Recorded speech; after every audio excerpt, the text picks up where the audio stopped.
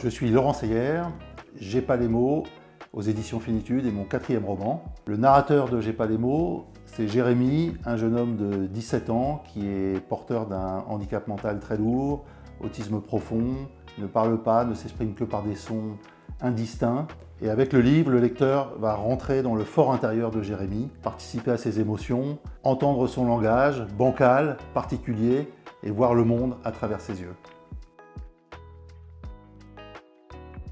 En fait, les sources d'inspiration de ce livre, ce sont toutes les personnes porteuses de handicap mental que j'ai pu côtoyer, rencontrer durant mon existence, dans mon entourage notamment. Et en particulier, il y a un jeune homme qui est le modèle plus direct de ce roman. C'est sûr qu'un des grands défis de faire parler comme narrateur quelqu'un qui n'a pas la parole, qui ne s'exprime pas, qui ne communique pas, c'était de lui inventer un langage. Et il fallait que ce langage soit à la fois compréhensible pour le lecteur et en même temps reflète bien, donne bien l'impression de ce que la personne vivait, le personnage vivait, avec ses tensions intérieures, ses difficultés à comprendre, à se faire comprendre. J'ai énormément travaillé sur le style, on va dire, pour essayer de trouver ce ton. Je suis allé puiser dans la littérature, j'ai relu Rabelais avec sa langue extravagante, je suis allé relire Faulkner, je suis allé relire Ajard. C'est comme ça que petit à petit, j'ai fait naître, en quelque sorte, cette langue qui est toute personnelle à Jérémy et que personne n'a jamais entendue. Oui, donc je suis parti d'un modèle réel et donc j'avais énormément de matériaux puisque je connaissais bien la personne. J'avais beaucoup d'anecdotes sur son quotidien, sur sa manière de vivre et sur la manière dont ses proches aussi le comprenaient, interagissaient avec lui. Et après, j'ai été puisé à d'autres sources d'inspiration, dans la littérature, dans des témoignages de parents, des documentaires. Il y a quand même beaucoup de choses maintenant sur ces sujets. J'ai aussi lu des documents plus techniques, médicaux. Et puis je suis allé rencontrer des professionnels surtout, donc à la fois des gens qui travaillent dans des centres, des IME, où vivent ces personnes porteuses de handicap mental, et je suis allé rencontrer des psychiatres. Alors une des grandes leçons en fait, ça a été que quand on parle avec tous ces gens, on s'aperçoit que finalement, il n'y a pas de règle générale. En fait, chaque cas est singulier, chaque cas est unique, et que la vérité de Jérémy, c'est la sienne.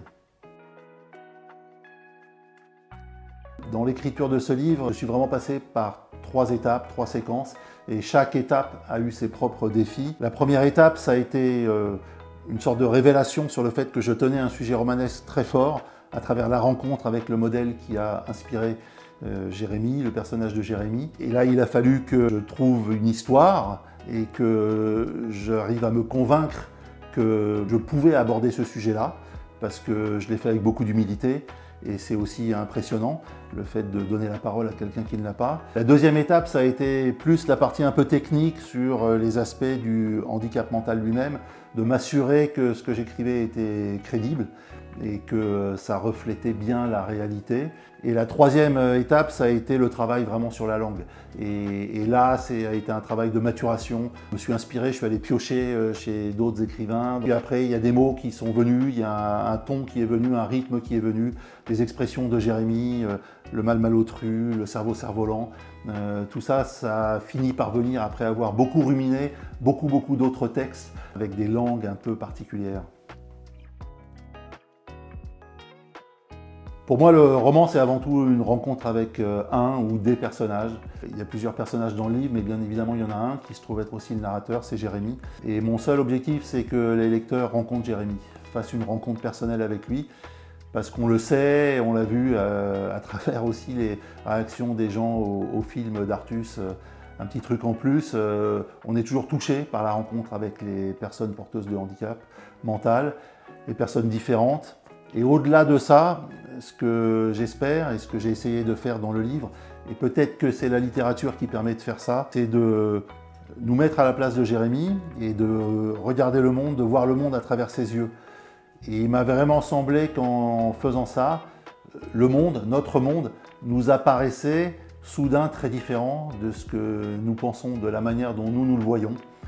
Et ça, c'est ce que je souhaite à tous les lecteurs.